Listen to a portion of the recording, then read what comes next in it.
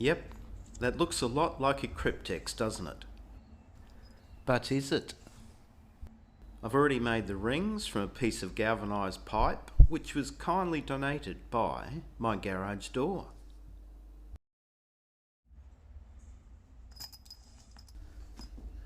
All I need now is a big lump of brass.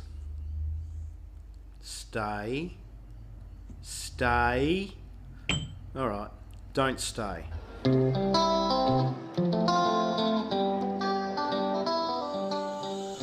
Right, time to cover mini and little bits of brass swarf. Well, it's not actually swarf, it's more like fine dust. It gets in my hair, my beard, in my ears, up my nose, and for the life of me I can't figure out how the hell it gets in my jacket pockets. In keeping with tradition, the token part drop.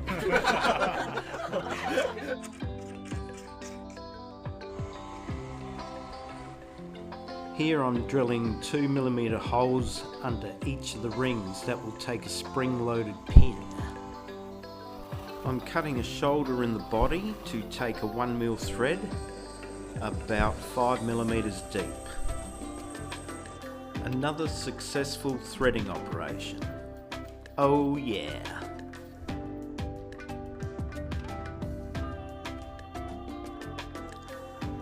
This 3mm bolt will be holding the gravity lock. What's a gravity lock? You're just gonna have to keep watching, won't you?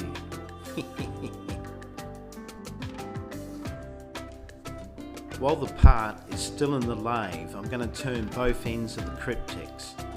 I mean, not a cryptex. These two cuts are just a last minute design thing. Thought it'd look pretty. Pretty.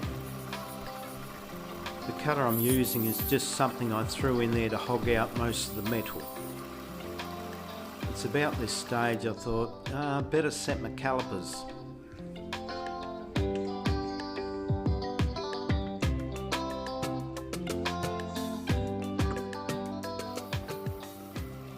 I'm trying to get both sides even, both the shoulders at the same depth, so I threw in this cutter. I don't know why I ground it like that, it's something I did years ago, but it seems to be working.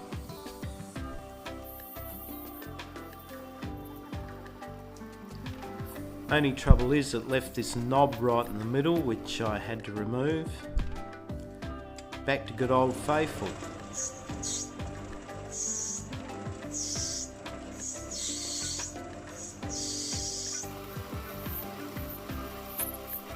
So while I'm pondering how to get these two ends even, I'm doing a bit of scalloping.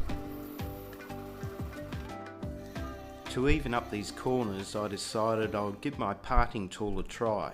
I just squared it up, whacked it in, and presto, problem solved. Just a little bit more scalloping.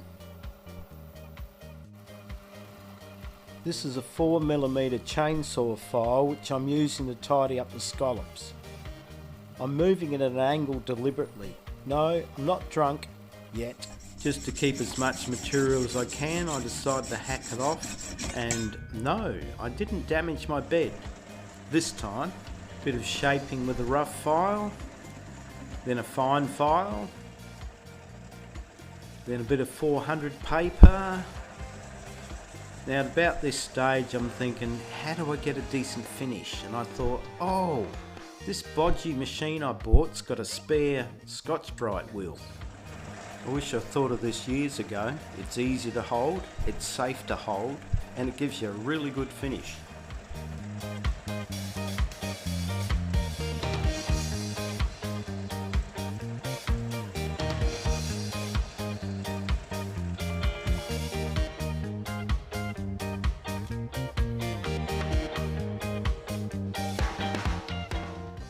Getting there.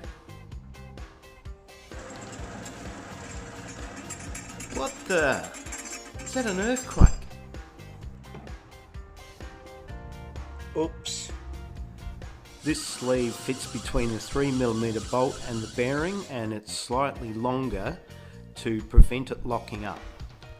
I've ground the gravity lock pin into a point to use it as a transfer punch. This is so I can get the receiving hole in exactly the right position. But, of course, completely missed the texture colour.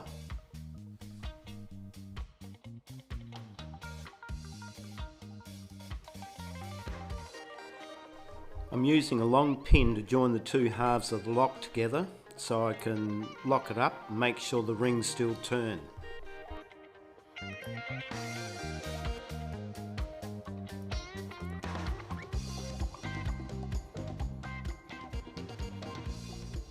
That'll do it. In order for the lock to work, this pin needs to fall out easily, and it just doesn't want to do it at the moment. I think it's got something to do with vacuum, so I'm going to get the smallest engraving burr and cut a couple of channels on each side of the hole. I think this will work.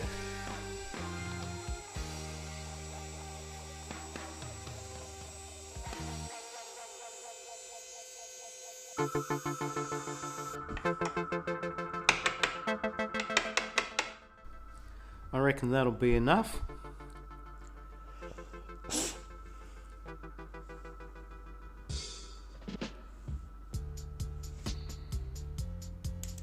Yeah, must have been vacuum. Now the pin needs to be cut just below the level of the hole.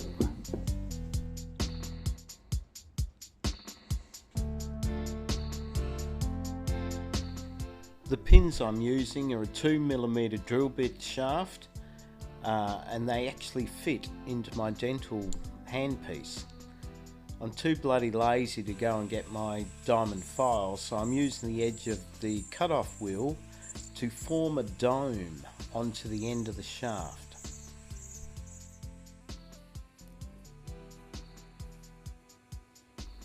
So the gravity lock's finished. It's time for a road test.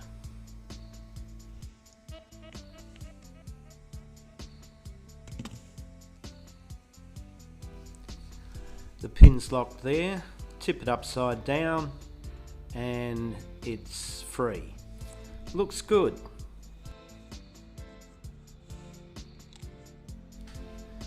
The moment of truth. Trouble is, if I get this thing locked up and that pin doesn't fall out, I'm in a mess of trouble. I'm going to have to hacksaw it open, completely ruin it. Here goes nothing, tip it up, catch the lock, feel for the pin. Ah, what a relief.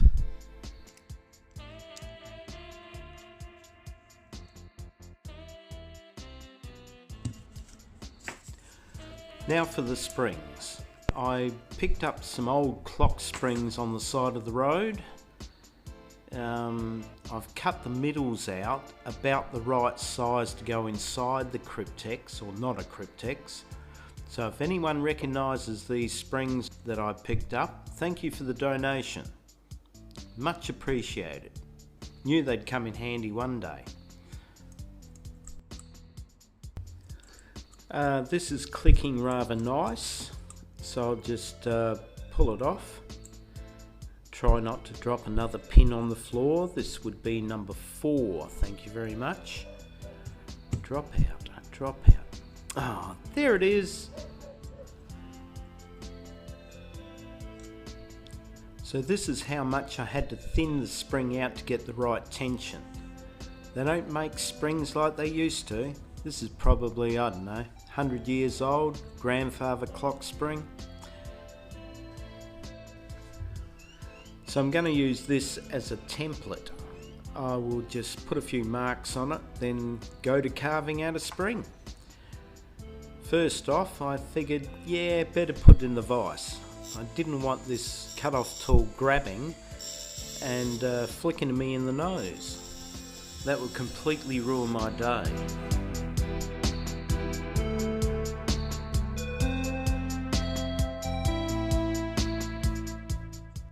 This is a 3mm straight shank diamond burr which I'm going to use to carve through the spring, and once it's through I can sort of carve it out to shape. Good luck!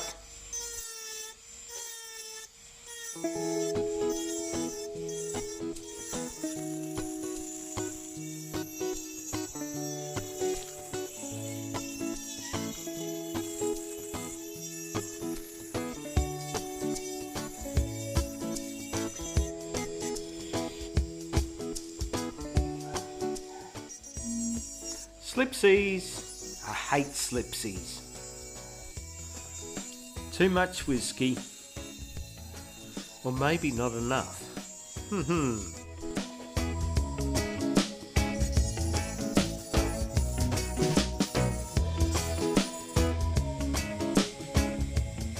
Damn, more slipsies.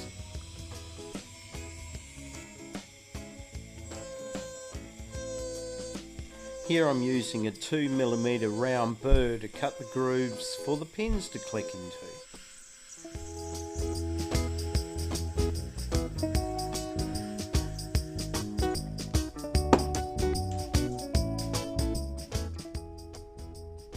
Time for the hieroglyphics, the red herrings, the confusion engraving.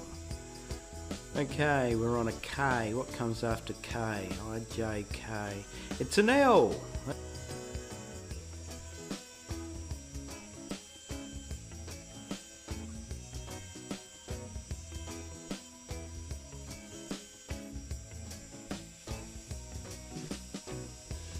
What comes after L?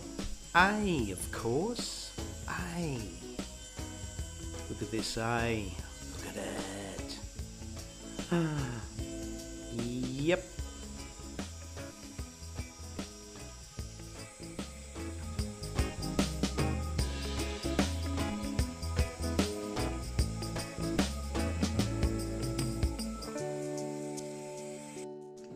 Now I've finished all the misdirection engraving.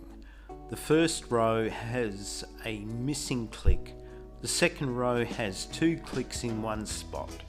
The first 3 rows are uppercase, the 4th row is star signs, and the last 2 rows is lowercase. Now if that doesn't confuse someone, I don't know what will.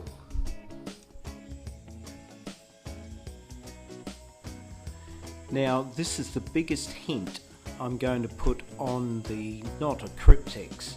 This is the formula for gravity.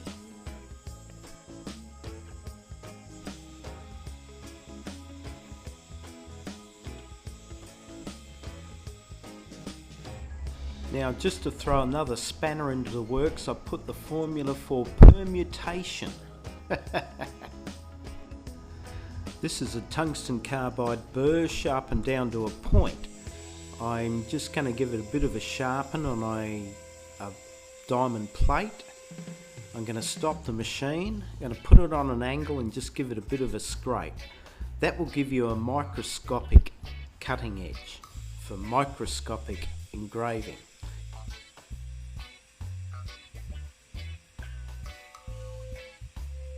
It says, once upon a time in the kingdom of confusion lived a cryptex maker, but this is not a cryptex. Beware the red fish in the stars. To open, hold at the right angle, listen for the movement within, then act swiftly before the lock closes until the next full moon cycle. Yeah, that's not confusing. It'll take them days to open this. Days, weeks, months, maybe even years. I've blued all the rings, give them a bit of a polish up, and we're ready to assemble. Place your bets, ladies and gentlemen, to see how many pins I drop on the floor. 1 down, 5 to go. Yeah, got it. Oh yeah. Now to put the gravity pin into the gravity lock.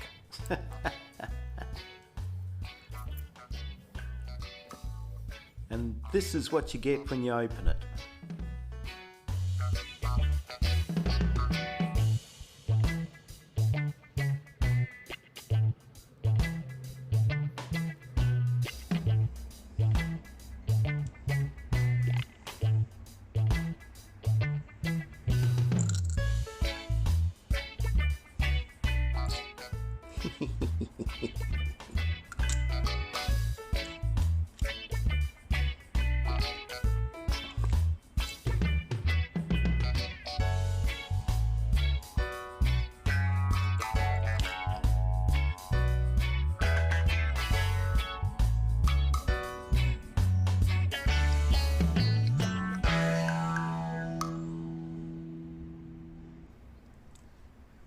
That micro engraving is practically invisible, which is what I wanted.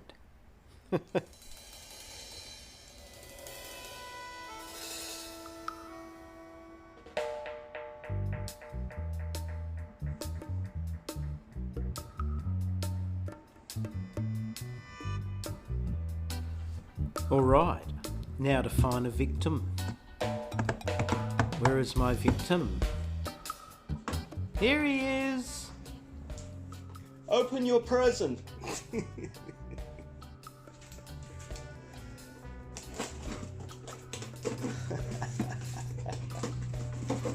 Yeah, cut your finger open. Always hold a suspicious parcel away from your face, just in case. Mama! Mama!